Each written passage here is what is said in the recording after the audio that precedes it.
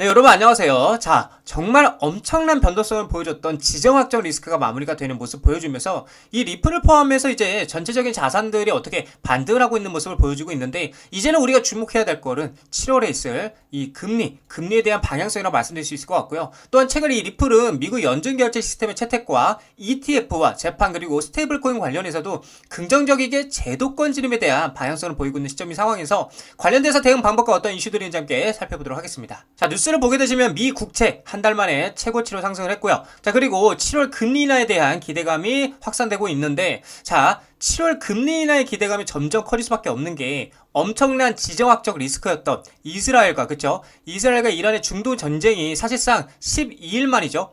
이 12일 만에 휴전 합의 즉 끝났다라고 볼 수 있기 때문에 이제 다시 중요한 포인트는 7월 금리 인하에 대한 포커스가 맞춰질 수밖에 없고요. 그 기대감이 굉장히 높아지고 있다라는 거죠. 자, 돌아오는 수요일 바로 파월에, 그쵸? 이 파월의 연설이 있는데, 이미 트럼프는 계속해서 파월을 압박하고 있고요. 그에 따라서 연준은 분명히 압박감을 느끼고 있기 때문에 결국 파월도 마냥 지금의 스탠스를 가져가기는 힘들 거라는 관점인 거죠. 계속해서 금리를 인하하지 않으면 뭐 해임하겠다라는 이런 압박들, 그쵸? 이런 압박들과 얼음장을 놓으면서 금리에 대한 압박을 이어가고 있다는 겁니다. 자, 그리고 중요한 게 뭐냐, 크립토 저승사자 사라지니 줄 소송도 사라졌다, 총구를 거둔 미 정부라고 얘기를 하고 있어요. 자, 이분 유명한 분이죠. 게리 겐슬러. 정말 이 암호화폐 업계에서는 이렇게 말씀드리기 좀 그렇지만 암적인 존재였습니다. 너무 암호화폐를 힘들게 했고 가상화폐 비트코인을 너무 힘들게 했던 이 인물이 사라지니까 줄 소송도 어떻게 되고 사라지고 있고, 그쵸? 그리고 더 재밌는 사실은 뭐냐면, 트럼프 정권이 취임을 해서 불과 한 달도 안 되어서 기존의 가상화폐를 괴롭히던 많은 소송들이 어떻게 줄줄이 철회가 되고 있다는 겁니다. 이건 어떤 걸 의미하냐면, 사실상 기존의 리플의 재판부터 시작해서 뭐 ETF, 뭐 스테이블 코인, 스테이킹 등등등 정말 다양한 규제들이 한 번에 풀릴 가능성에 대해서 신호를 주고 있다는 거예요. 이 신호를 주고 있다는 거죠. 그렇다 보니까 전문가들은 이미 긍정적인 방향을 전망하고 있는데, 특히나 주목해야 될 점은, 자, 뉴스를 보게 되시면 스테이블 코인 날개를 다나 미 상원에서 지니어스 법안이 통과가 됐다는 내용입니다. 자, 내용을 보게 되면 상원 본회의에서 이 법안은 찬성이 68이고요 반대가 30으로 통과가 됐고요. 법안은 이제 하원으로 넘어갔는데, 상원에서는 18명의 민주당 의원이 공화당과 함께 찬성표를 던졌고, 공화당에서는 2명의 의원이 반대표를 던졌는데, 자, 이 스테이블 코인이 뭔지 궁금해하시는 분들 있을 수 있을 거예요. 이 스테이블 코인은 가격 변동성을 최소화하기 위해서 특정 자산의 가치를 고정한 뭐다, 가상화폐를 말을 한다. 그래서 주로 이제 미 달러화나 뭐 유로화 등의 교환 가치가 고정되게 설계가 된다라는 거예요. 근데 법안은 스테이블 코인의 발행과 담보 요건을 강화하고요, 자금 세탁 방지 법률 준수를 의무화하고 소비자 보호 장치를 마련하고 있다라는 거죠. 근데 여기서 팩트적인 부분이 뭐냐, 규제 법안이지만 시장은 코인을 어떻게 정당한 금융수단으로 인정했다라는 거예요. 이게 정말 중요한 포인트죠. 자, 다시 말씀드리면, 자, 규제 법안이지만 시장은 이 코인에 대해서 정당한 금융수단으로 인정했다라는 거예요. 자, 기존에 우리 코인 어땠어요? 인정받지 못했어요. 투기 자산이다, 뭐 도박이다, 그쵸? 이런 말들을 들어오면서 그동안 이 코인에 대한 리스크가 굉장히 컸는데, 이제는 시선이 달라졌다는 거야. 시장은 코인을 정당한 금융수단으로 인정하고 있다는 겁니다. 자, 정리해보자면 이게 단순 법원의 통과가 아니라는 거예요. 스테이블 코인 발행자라면 꼭 라이센스를 따야 하고, 이 100% 준비금과 예치금을 다 가지고 있어야 되는데, 거기에 이제 시가총액이 500억 달러가 넘는 회사를 매년 감사를 받아야 됩니다. 자, 근데 이 해외 기업들도 미국의 규제를 받아야 되는데, 이 말이 무슨 말이냐, 쉽게 말하면은 아무나 코인을 만들지 못한다라는 거예요. 미국이 직접 관리하겠다라는 거죠. 자, 그러면 여기서 이제 질문이 하나 나올 거다. 도대체 이 리플, 그쵸?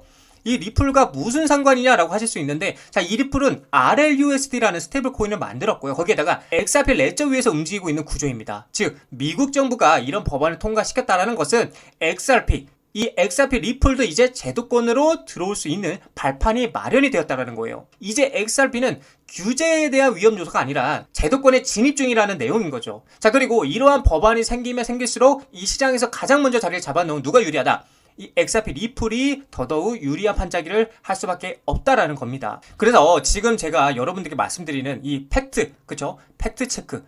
규제 법안이지만 시장은 코인을 정당한 금융수단으로 인정하고 있다. 이걸 우리는 잊어서는 안 된다는 거예요. 그러니까 시장에서 바라보는 이 코인 그리고 가상화폐 리플의 시선이 완전하게 달라졌다는 걸 말씀드리는 겁니다. 자, 그렇다 보니까 이미 세력들과 고래들은 분주하게 움직이고 있다, 그런 모습들을 보여주고 있는데, 리플 XRP를 써봤어 라고 하면서 글로벌 대기업들이 이 리플에 대한, 이 XRP에 대한 재물을 어떻게 다각화하면서 베팅을 하고 있다. 올 하반기에 XRP 투기 자산을 넘어서 고효율 유동성 도구로 지금 부상을 하고 있고, 4억 7,100만 달러 규모로 투자가 포착되고 있고요. 기업 재무관리 패러다임에 대한 변화가 예고되고 있다. 그리고 속도 빠르고 비용도 저렴해, 거기에다가 규제 명확성 확보로 기관 투자들에게 매력이 어떻게 갈수록 커져가고 있다는 거예요. 아니, 생각을 해보세요, 여러분들. 속도도 빠르고 비용도 저렴해, 그리고 가장 리스크였던 규제 명확성까지 확보가 된다. 그러면 기관들이 투자를 안 할 이유가 전혀 없다라는 거죠.